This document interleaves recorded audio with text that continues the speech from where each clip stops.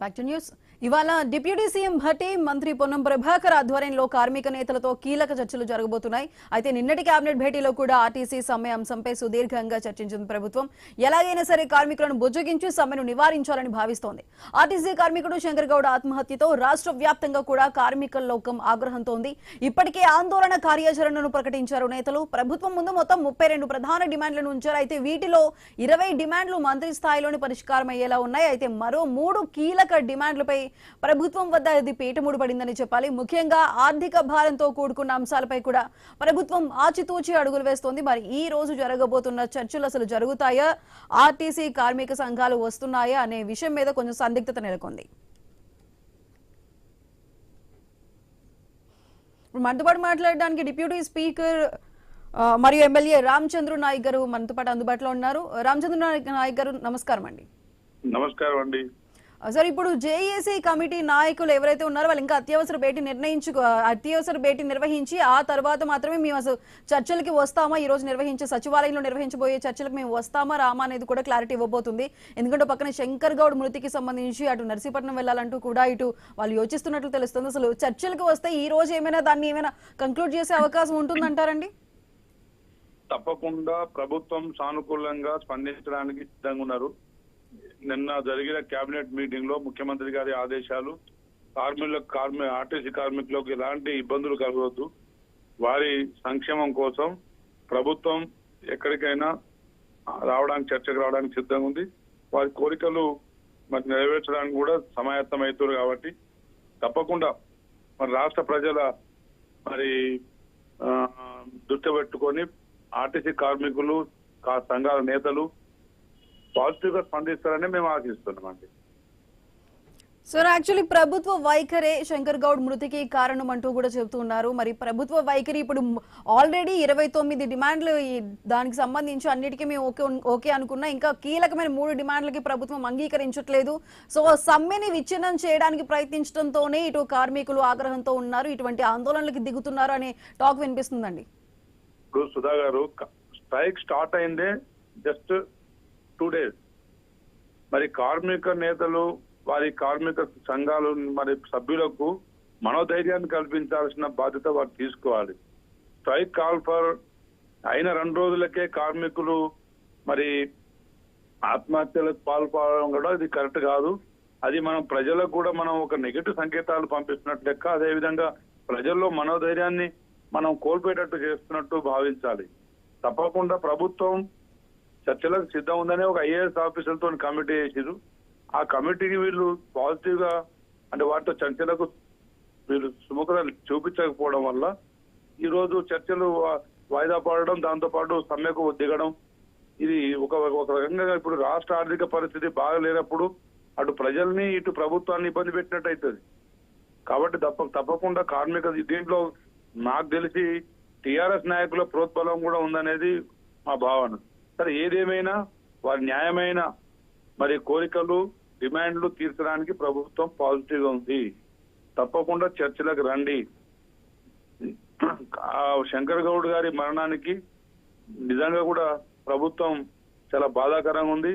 అలాంటి జరగకుండా చూసుకోవాల్సిన బాధ్యత కూడా ప్రభుత్వం మీద అటు కార్మిక నేతల మీద ఉందని చెప్పి నేను భావిస్తున్నాను.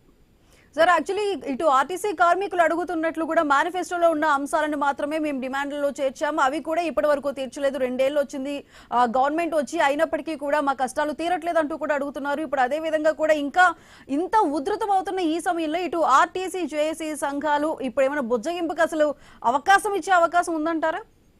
తప్పకుండా చర్చలకు రావాల్సిందే. ఈ రోజు కాకపోయినా రేపైనా రావాల్సిందే. కానీ నష్టం జరగకముందే చర్చలు జరిగి దాన్ని మరి నష్ట నివారణ చేసుకుంటే అది ఇరువైపులా మంచిగా ఉంటుందని నా భావన. అదేవిధంగా గత ప్రభుత్వ హయాంలో దాదాపుగా 40 రోజులు మరి వాళ్ళు కార్మిక నేతలు మరి ధర్నాకి అంటే వాళ్ళు దిగిర్రు, నిరసనకు దిగిర్రు. అదేవిధంగా దాదాపు 30 మంది ప్రాణాలు కోల్పోయారు. ఆ రోజు ఆ ప్రభుత్వం మరి ఎంత నిర్లక్ష్యంగా ఎంత కఠినంగా వ్యవహరించిందో రాష్ట్ర ప్రజలు చూసారు. కానీ ఈ రోజు మన ప్రజాప్రభుత్వం వచ్చిన తర్వాత ఆర్టీసీని లాభాల్లో తీసుకురావడం జరిగింది. ఆర్టీసీ సంస్థను లాభాల్లో తీసుకొచ్చి మరి ఈరోజు సజావుగా నడుస్తున్న సమయంలో ప్రభుత్వం ఏర్పడ్డ అనతి కాలంలోనే మరి చర్చలు జరగలేదు, చర్చలు మాకు డిమాండ్లు ముందు పెట్టడం అనేది కరెక్ట్ కాదు. కొంత ప్రభుత్వాన్ని సహకరించాల్సిన బాధ్యత కూడా ఒక సామాజిక బాధ్యతగా మనం తీసుకోవాలనేది నేను కోరుతున్నానండి. సార్, యాక్చువల్లీ ఆర్టీసీని ఇటు ప్రభుత్వంలో విలీనం చేయాలని డిమాండ్ ఆల్రెడీ మేనిఫెస్టోలో కూడా ఉంది. మరి దానికి సంబంధించి ఇప్పుడు అదే ఆర్టీసీని ప్రభుత్వంలో విలీనం చేయాలంటే మరి ఏ పాయింట్లో అడ్డంకిగా చూపిస్తున్నారు? అది కుదరదు అంటూ కూడా ఆ డిమాండ్ ఎందుకు పక్కన పెడుతున్నారు? ఇప్పుడు ఒకటండి, ప్రభుత్వం ఈ రోజు దాదాపు 10 లక్షల కోట్ల అప్పుల్లో కూరుకుపోయిన రాష్ట్రాన్ని ఈ రోజు సజావుగా ముందు తీసుకెళ్తుంది. ఉన్న దాంట్లోనే ప్రభుత్వ సొమ్మును ప్రజలకు పంచే కార్యక్రమం, అభివృద్ధి కార్యక్రమాలకు, సంక్షేమ పథకాలకు వాడుతున్నాం. ఈ రోజు అంటే ఇమ్మీడియట్ గా మనం ఆర్టీసీని విలీనం చేస్తే కొంత ప్రభుత్వం మీద భారం పడే పరిస్థితి కూడా ఉంటది. అదే విధంగా ప్రభుత్వం కూడా కొంత ఆలోచించే సమయం ఇచ్చి కొంత ఆర్థిక వెసులుబాటు కలిగిన తర్వాత డిమాండ్లు పెడితే దానికి ఒక సముచిత న్యాయం జరిగే అవకాశం ఉంది. అంతే తప్ప ఇప్పుడు ఆర్టీసీ నష్టాల్లో ఉన్న ఆర్టీసీని ఇప్పుడిప్పుడే లాభాల్లో తీసుకొచ్చి దాని మీద మహిళల్లో ఉచిత ఆర్టీసీ బస్సు ద్వారా ప్రభుత్వ సొమ్మును కొంత ఆర్టీసీ సంస్థలకు పంపించి అందులో వారికి కావాల్సిన మరి మంచి కార్యక్రమాలు తీసుకుంటున్నప్పుడు తొందరపడాల్సిన అవసరం లేదు. కార్మిక నేతలు పెద్ద మనసుతోని మరి ఆలోచించి కార్మికులను కూడా ఇబ్బంది పెట్టవద్దు, అదే విధంగా ఇటు ప్రజలను కూడా ఇబ్బంది పెట్టకుండా చూడాల్సిన బాధ్యత వారి మీద, ఇటు ప్రభుత్వం మీద ఎంత ఉందో కార్మిక సంఘాల మీద కూడా అంతే ఉందని చెప్పి నేను భావిస్తున్నాను. మరి ఇటు సార్, ఈ రోజు జేఏసీ నాయకులందరూ కూడా ఈ రోజు బంద్ కి పిలుపునిచ్చారు. ఇటు శంకర్ గౌడ్ మృతికి సంబంధించి కూడా బంద్ ని ఉధృతం చేయాలంటూ కూడా మాట్లాడుతున్నారు. ఈ రోజు అపాయింట్మెంట్ డే ఇవ్వాలంటూ కూడా ఇటు కార్మికులందరూ కూడా డిమాండ్ చేస్తున్న సిచ్యువేషన్, దాన్ని ఇప్పుడు ప్రభుత్వం ఏ విధంగా హ్యాండిల్ చేయబోతుంది? ఇప్పుడు డిప్యూటీ సీఎం గారు బట్టి విక్రమార్క గారు చర్చలకు రమ్మని చెప్పి వారికి ఆహ్వానించడం జరిగింది. వారు అటు కార్యక్రమం నిర్వహించుకొని ఇటు చర్చలకు వస్తే త్వరితగతిన సమస్యలు పరిష్కారం అవుతుంది అనేది ప్రభుత్వ భావన. తప్పకుండా కార్మిక నేతలు దానికి పాజిటివ్ గా మరి వాళ్ళు స్పందిస్తారని చెప్పేసి ప్రజల తరఫున మేము కోరుతున్నాం. సరే, ఇటు ఆర్టీసీ కార్మికులు సజావుగా సమ్మె చేస్తున్న నేపథ్యంలోనే నిన్న మొన్న కూడా ప్రైవేట్ డ్రైవర్స్ ని పెట్టి ప్రైవేట్ ట్రావెల్స్ తో కూడా నడిపిస్తున్న సిచ్యువేషన్ ఉంది. అందుకే ప్రభుత్వ వైఖరి ఈ విధంగా సమ్మెని నీరుగార్చే ప్రయత్నం చేసింది కాబట్టి ఇటువంటి ఆందోళనలకు దిగుతున్నామని కూడా అంటున్నారు. మరి ప్రైవేట్ డ్రైవర్స్ ని అదేవిధంగా ప్రైవేట్ ట్రావెల్స్ ని కూడా నడిపించడానికి సంబంధించి కూడా మీరేం చెప్తారండి? ఇప్పుడు తప్పకుండా రాష్ట్ర ప్రజలకు ఇబ్బంది కలగకుండా చూడాల్సిన బాధ్యత కూడా ప్రభుత్వం మీద ఉంటది.